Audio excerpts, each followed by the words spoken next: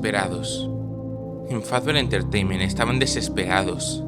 Decidieron reabrir Freddy Fazbear Pizza a finales de 1991, pero con un decrépito local y rehusando algunos de los antiguos animatrónicos que habían sido restaurados: Freddy, Bonnie y Chica.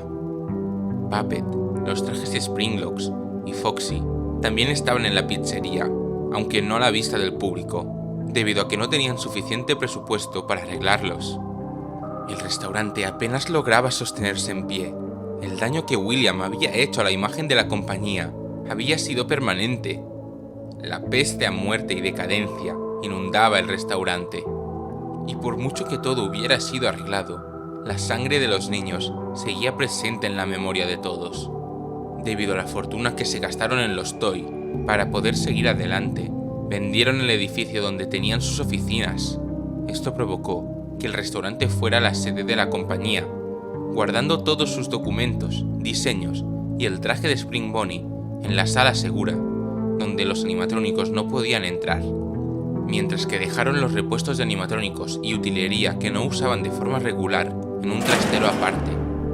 Por otro lado, Brad Cawthon, apodado Fungi, llevaba dentro de la empresa como director superior de administración de locales desde hacía años, pero debido a la precaria situación de la compañía, tuvo que empezar a trabajar como guardia de seguridad. Pero a medida que pasaban las semanas, veía cómo los animatrónicos se comportaban de forma extraña. Lo intuía desde el 87, pero por mucho que aconsejara a Fazbear Entertainment desmantelarlos y cambiarlos por unos nuevos, o directamente cerrar el restaurante, no le hicieron caso. Aunque podía irse cuando quisiera, no quería dejar que alguien que no supiera nada se arriesgara a ser atacado, así que grabó unos mensajes para los siguientes guardias. Pero una noche de octubre de 1993 entró a hacer su turno, y cuando fueron las 6 de la mañana y lo terminó, no salió, puesto que fue asesinado por Golden Freddy. Tras esto, Fazbear Entertainment lo encubrió y publicó en el periódico un anuncio para contratar a un guardia nuevo. Entonces, bajo el seudónimo de Mike Smith, Michael Afton entró a trabajar como guardia, puesto que hacía tiempo que había perdido la pista de todo lo relacionado con su padre y su hermana. Los primeros días no pasó nada, pero tras un tiempo, los animatrónicos empezaron a atacarlo, y es más, su hermano Evan se comunicaba con él mediante el diario de guardia de seguridad que le dieron al entrar como empleado, con lo que Michael pudo confirmar que de alguna manera su hermano seguía vivo o consciente, con la forma de Golden Freddy, una forma física que no parecía tangible, como si fuera una mera visión. Pero lo que Michael no entendía era por qué su hermano lo atacaba, puesto que por mucho que fuera o no real, si lo llegaba a alcanzar, moriría de una forma u otra. Pero tras unas noches, se percató que esa segunda alma que había visto en el traje junto a su hermano en el ya lejano 1985, era la que tenía el control del animatrónico y subyugaba a Evan. Todas esas noches confrontando a los animatrónicos le hicieron recordar lo que su padre le había hecho vivir hacía tantos años atrás, por lo que las pesadillas no tardaron en llegar, así que tuvo que aprender a lidiar con ellas a su vez que con la banda de Freddys. Por otro lado, tras finalizar su primera semana, intentó destruir a los animatrónicos, pero Fazbear Entertainment lo pilló y lo echaron del puesto. Pero aunque trataron de seguir adelante, el restaurante cayó por su propio peso y cerraron sus puertas en diciembre de 1993. La noticia de la apertura y cierre de Freddy Fazbear Pizza llegó a William, algo que le hizo reírse a carcajadas. No había tenido que hacer nada para que cerrase.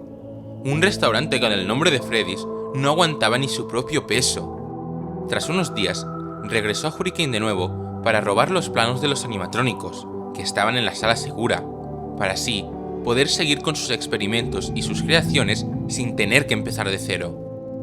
Una vez que estuvo ahí, Shadow Freddy lo vio llegar, y sabiendo que era la mejor oportunidad de matar al monstruo que lo había hecho nacer, guió a Freddy hacia la sala segura.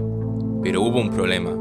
Los robots no podían entrar a esa sala debido a su programación, y fue entonces que Afton aprovechó la situación a su favor y destruyó al animatrónico. Pero cuando trató de irse de la sala, Bonnie llegó, y uno por uno fue destruyendo a los 4 animatrónicos principales, sin saber que liberó las almas de los niños de los robots.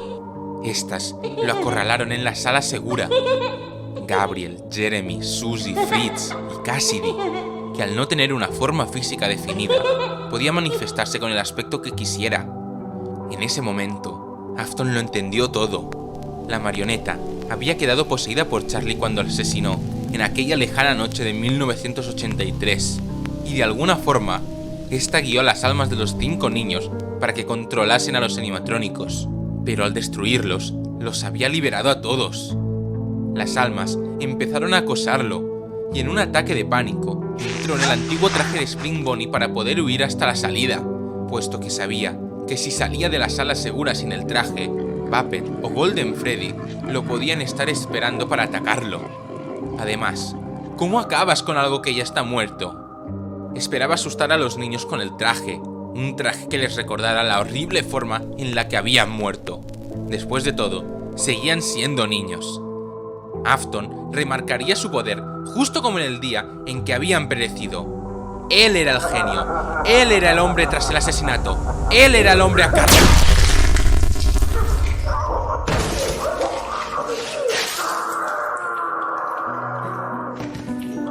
Los resortes se soltaron. Tal vez fueron los movimientos bruscos, tal vez era el decrépito estado del traje, tal vez era el destino reclamando justicia. Cada barra metálica del traje empezó a desgarrar su cuerpo, atravesándolo, y en pocos minutos, William murió asfixiado por su propia sangre que inundaba sus pulmones lenta pero dolorosamente. Y al igual que los niños, su alma quedó atrapada, pero no en el traje, sino que en su propio cuerpo en descomposición. Pero por mucho que se hubieran vengado, las almas de los niños y la agonía de los empleados no podían descansar, puesto que mientras que siguiera existiendo un traje con remanente de estos, no podían ser libres. Y en algún lugar, Michael Afton y Ennard seguían vagando libres, con una parte de las almas que años atrás William le inyectó a los Funtime y estos a Michael. Tras la muerte de Afton, las almas se desvanecieron del lugar.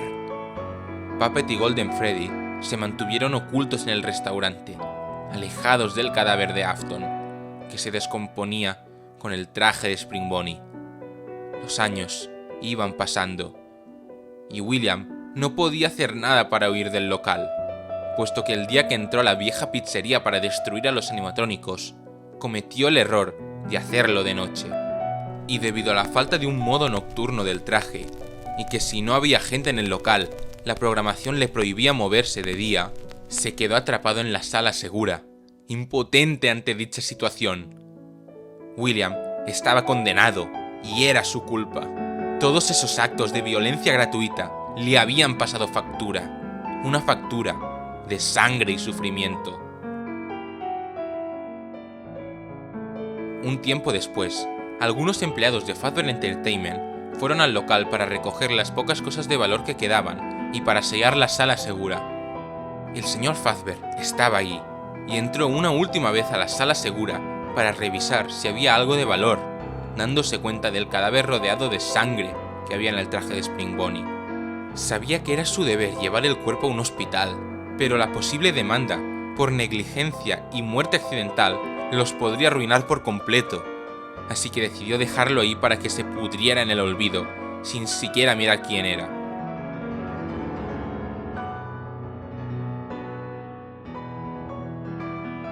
Así fue como el traje se fue deshaciendo, pasando de un amarillo dorado a un verde marrón, y el que fue un amigable conejo empezó a deteriorarse en una horrible aberración impregnada de muerte y desesperación.